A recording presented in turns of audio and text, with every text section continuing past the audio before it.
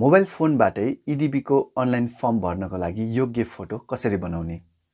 यदि तपाईहरुले पनि मोबाइल फोनबाटै EDV को अनलाइन फर्म भर्दै हुनुहुन्छ र मोबाइल फोनबाटै कसरी EDV को लागि अपलोड गर्न योग्य फोटो कसरी एडिट गर्ने भन्ने बारेमा सोच्दै हुनुहुन्छ भने चाहिँ यो भिडियोलाई पुरा हेर्नुहोस्।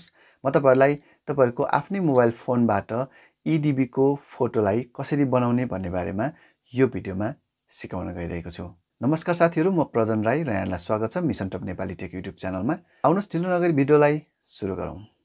र साथीहरु, तपाईहरुलाई म मेरो मोबाइलको स्क्रिनतर्फ लाँदै छु। साथीहरु, यो तपाईहरुलाई चाहिँ म मेरो मोबाइलको स्क्रिनमा क्रोम ब्राउजर ओपन गरेर देखाउँदै छु। क्रोम ब्राउजर ओपन गरिसकेपछि यो एड्रेस बारमा चाहिँ म टाइप गर्दै छु photopep.com र यसलाई चाहिँ म लगइन गर्दै छु।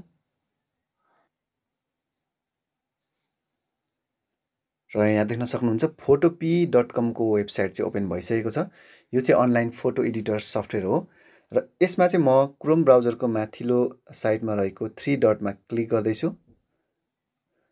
त्यसपछि इन्स्टल एप भन्ने अप्सन्स देख्न सक्नुहुन्छ, म यसमा ट्याप गर्दै छु। त्यसपछि इन्स्टल भन्ने अप्सन्समा म ट्याप गर्दै छु। र यहाँ देख्न सक्नुहुन्छ फोटोपी एप इन्स्टल भन्ने एउटा मेसेज यहाँ माथि आएको छ।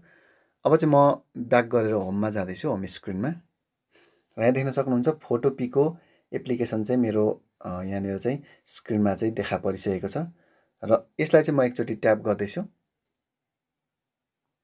र यो फोटोपीको वेब एप्लिकेसन ओपन हुँदैछ मेरो मोबाइल फोनमा। र यहाँ देख्न सक्नुहुन्छ फोटोपीको हामीले वेबसाइटबाट चाहिँ हामीले डेस्कटपमा चाहिँ हाम्रो जुन मोबाइल स्क्रिनमा चाहिँ वेब एप्लिकेसन इन्स्टल गरेर यो चाहिँ ओपन भइसकेको छ। तपाईले क्रोममा डाइरेक्ट पनि युज गर्न सक्नुहुन्छ, तर मैले सजिलोको लागि चाहिँ मोबाइल फोनमा यसको एप्लिकेसन इन्स्टल गरेको छु। अब चाहिँ यो एप्लिकेसनबाट चाहिँ हामीले जुन चाहिँ मोबाइल फोनबाटै खिचेको फोटोलाई चाहिँ हामीले ब्याकग्राउन्ड चेन्ज गर्न सक्छौं, जसको लागि चाहिँ म यहाँ ओपन गर्दै छु फोटोलाई। ओपन फ्रम कम्प्युटरमा ट्याप गरेर मैले फाइल चुज गरेँ, अथवा तपाईले डाइरेक्ट क्यामेरा चुज गरेर अहिले नै खिच्न पनि सक्नुहुन्थ्यो। मैले चाहिँ अलरेडी खिचेको फोटो भएको हुनाले मसँग छ, त्यो भएको कारणले गर्दा चाहिँ मैले फाइलबाट ओपन गर्दै छु। र यहाँ माथि रिसेन्ट भन्ने अप्सन्स भन्दा मुनि चाहिँ इमेज भन्ने बटन रहेको छ, म यो इमेजमा ट्याप गर्दै छु। त्यसपछि चाहिँ फोटो मात्र यहाँ सो हुँदैछ। फोटोहरूलाई चाहिँ म एकचोटि एउटा फोटोलाई यहाँ म चुज गर्दै छु। अघि भर्खरै खिचेको एउटा फोटो रहेको छ, म यसलाई चाहिँ चुज गर्दै छु। त्यसपछि सिलेक्ट अप्सन्समा म ट्याप गर्दै छु। त्यसपछि यो फोटो चाहिँ हाम्रो फोटोपी एप्लिकेसनमा चाहिँ यो ओपन हुन्छ र फाइनली फोटो ओपन पनि भइसकेको छ। यो फोटो देख्न सक्नुहुन्छ, यसरी खिचेको छ सेतो भित्तामा।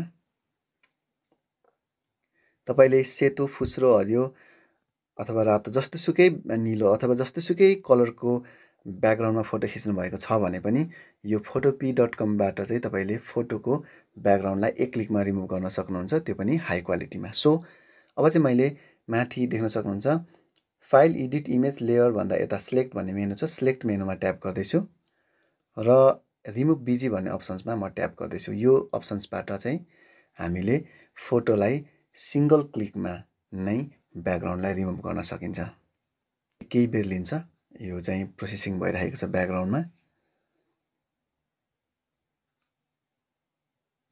र यहाँ देख्न सक्नुहुन्छ फाइनली हाम्रो ब्याकग्राउन्ड चाहिँ एक क्लिकमै रिमुभ भइसकेको छ, यसरी देख्न सक्नुहुन्छ। अब यो ब्याकग्राउन्ड रिमुभ भइसकेपछि चाहिँ यो फोटोलाई हामीले एक्सपोर्ट गर्नुपर्ने हुन्छ, सेभ गर्नुपर्ने हुन्छ, जसको लागि चाहिँ म फाइल मेनुमा ट्याप गरेर एक्सपोर्ट एजमा ट्याप गर्दैछु र जेपीजी इमेजमा ट्याप गर्दैछु। त्यसपछि म सेभ बटनमा ट्याप गर्दैछु र यहाँ भनेको छ you have to watch a short ad before you can proceed, do you agree भनेर सोधेको छ। भन्नुको मतलब चाहिँ हामीसँग प्रिमियम एकाउन्ट भयो भनेदेखि चाहिँ डाइरेक्ट यो चाहिँ अनलिमिटेड एक्सेस गर्न सकिन्थ्यो, तर हामी चाहिँ कुनै पनि अकाउन्ट छैन, प्रिमियम अकाउन्ट पनि छैन, फ्रीमा हामीले काम गर्न खोज्छौँ। त्यसो भएको हुनाले यहाँ चाहिँ तपाईको एउटा सानो सर्ट एड बज्छ अरे, छोटो विज्ञापन बज्छ अरे, यसलाई चाहिँ हामीले ओके गर्नुपर्ने हुन्छ।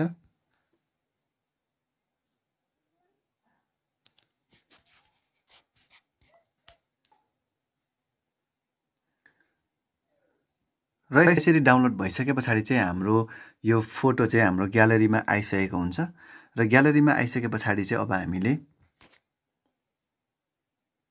आइसके पछाडि चाहिँ हाम्रो क्रोम ब्राउजर ओपन गर्ने। जुन क्रोम ब्राउजरमा चाहिँ फोटोपीको वेबसाइट छ यसलाई चाहिँ हामीले एड्रेस युआरएल चेन्ज गर्ने। यसमा चाहिँ हामीले dprogram.state.gov टाइप गरेर लगइन गर्ने।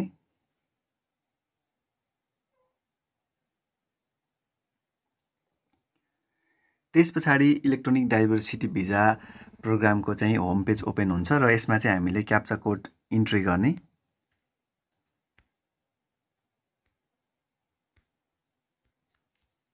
त्यस पछाडि सबमिट बटनमा ट्याप गर्ने। यसो गरिसके पछाडि हाम्रो फर्म खुल्छ, अनलाइन फर्म, र यसमा चाहिँ हामीले डिबी भर्नको लागि फिलअप गर्नुपर्ने सम्पूर्ण फिल्ड्सहरु चाहिँ यहाँ रहेको छ। र यसको लागि चाहिँ हामीले फोटो एक्जाम्पल भन्ने लिंक हुन्छ यहाँनिर नम्बर 7 मा। यो नम्बर 7 को लिंकमा चाहिँ जाने।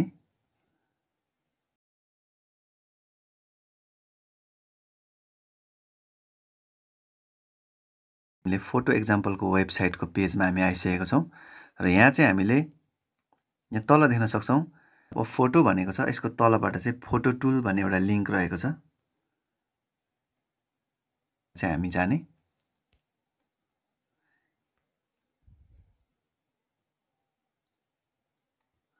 त्यस पछाडि यहाँ चाहिँ देख्न सक्छौं चुज फोटो भन्ने एउटा बटन रहेको छ, यहाँनिर ट्याप गर्ने।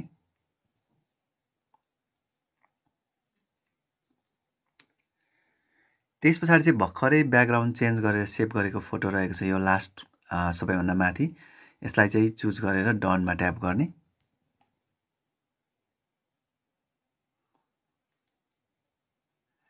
यसो गरिसके पछाडि हामीले एक्सेप्ट एन्ड प्रोसिडमा क्लिक गर्ने। यदि ठिक क्रप भएको छ भने, हैन भने क्रप म्यानुअलीमा गएर पनि हामीले क्रप गर्न सक्छौं।